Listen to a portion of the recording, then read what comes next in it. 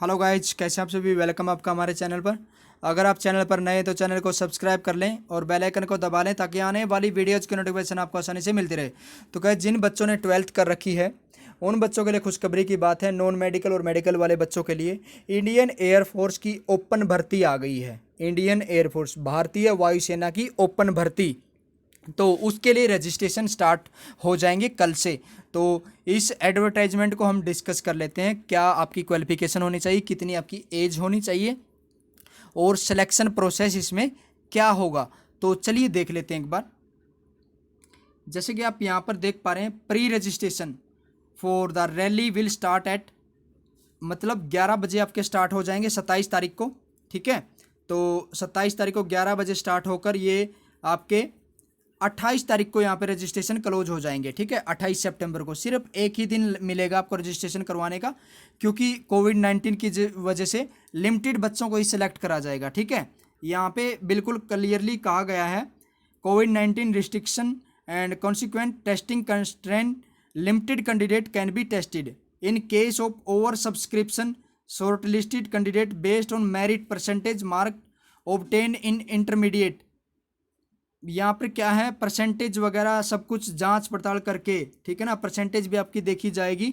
ठीक है, उसके हिसाब से सिलेक्ट करा जाएगा। अगर बच्चे ज़्यादा सेलेक्ट हो जाते हैं तो ठीक है ना, फिर मतलब जैसे आपका शॉर्ट लिस्टेड करा जाएगा ना कैंडिडेट को, वो उसमें परसेंटेज भी देखी जाएगी अगर ज़्यादा बच्चे सेलेक्ट हो जाते हैं तो। ठीक है, तो इंटरमीडिएट और 10th + 2 की आपकी क्या देखी जाएगी, यहाँ पर आपकी ये परसेंटेज देखी जाएगी। Equivalent examination diploma course applicable would be issued provisionally admit card. Only candidate issued with provisional admit card are allowed to appear in recruitment rally.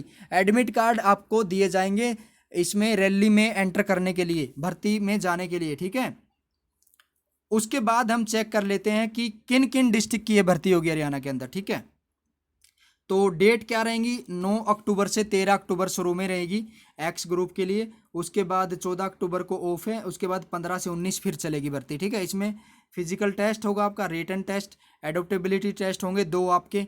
उसके बाद फिर से वही प्रोसेस 15 से 19 तक चलेगा। उसके बाद हम देख लेते हैं ये डिस्ट्रिक्ट दी गई है, Ambala, Bhiwani, Fatehabad, Hisar, Jind, Kaithal, Karnal, Kurukshetra, Panchkula, Panipat, Sirsa and Yamunanagar district of state of Haryana. ये डिस्ट्रिक्ट के कैंडिडेट आप फॉर्म अप्लाई कर सकते हैं। ठीक है, एलिजिबिलिटी कंडीशन देख लेते हैं उसके बाद हम। तो डेट ऑफ बर्थ देखिए, यहाँ पे बिल्कुल क्लियरली मेंशन है, 17 जनवरी 2000 से लेकर 17 जनवरी 2000 में आपका डेट ऑफ बर्थ होना चाहिए। और उसके बाद कब तक, 30 दिसंबर 2003 तक। ओके, तो इससे आप एज भी आसानी से कैलकुलेट कर सकते हैं।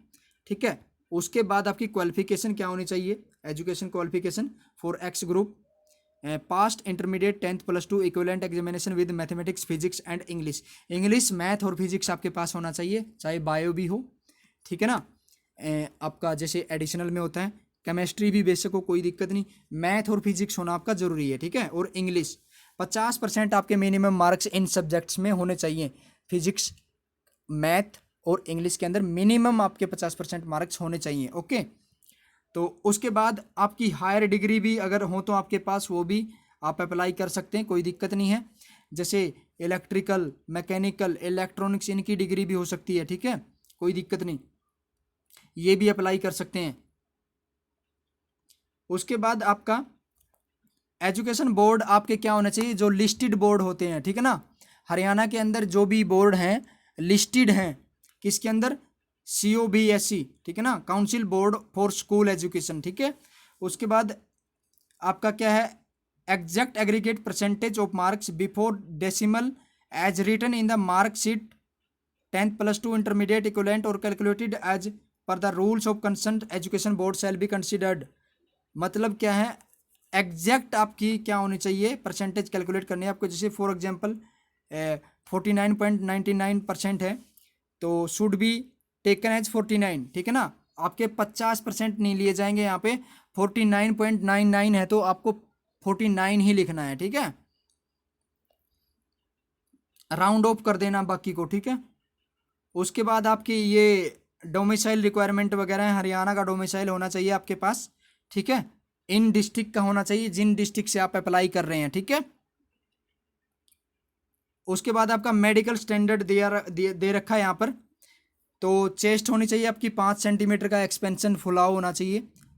तो ये आपका लगभग जो आर्मी में होता है फिजिकल, वही फिजिकल रहेगा आपका फिजिकल टेस्ट, ठीक है। तो चेस्ट वगैरह वही मेजरमेंट करी जाएगी आपकी। तो उसके बाद आपका चलिए एक बार चेक कर लेते हैं, यहाँ पे सिलेक्शन प्रोसेस चेक कर लेते हैं क्या रहेगा। सिलेक्शन प्रोसेस में आपका सबसे पहले फिजिकल टेस्ट होगा, जिसमें 1600 मीटर की रेस होगी, 6.5 मिनट में आपको करनी होगी, ठीक है। पुशअप्स वगैरह लगवाए जाएंगे आपसे 10, और 10 सीटअप लगवाए जाएंगे, ठीक है। उसके बाद है यहाँ पे रिटन टेस्ट होगा, उसके बाद पहला, ठीक है। इसमें क्या होगा, all candidate who qualify PFT, physical जो क्लियर करेगा उसका ही रिटन टेस्ट लिया जाएगा, ठीक है। उसके बाद क्या है, द लोकल कंडीशन, उसके बाद लोकल कंडीशन देखी जाएगी, उसका भाई रिजल्ट कब तक डिक्लेयर करना है, ठीक है। Duration of written test will be 60 minute and shall comprise of physics, math and English as per 10+2 CBSE syllabus. Candidate are to qualify in each paper separately.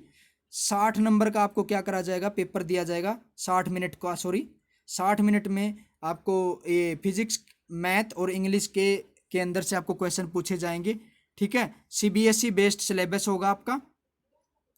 उसके बाद आपकी मार्किंग स्कीम क्या रहेगी, मार्किंग पैटर्न या written test का क्या रहेगा।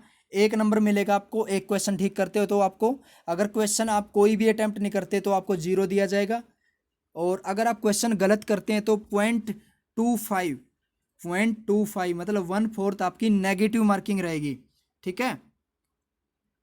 तो उसके बाद आपके 2 टेस्ट और होंगे, एडोप्टेबिलिटी टेस्ट फर्स्ट, ये जैसे आपकी अलग अलग जगह पर भारत में कहीं भी इंडिया में ड्यूटी आ सकती है, पहाड़ों में, लद्दाख रीजन में, कहीं भी।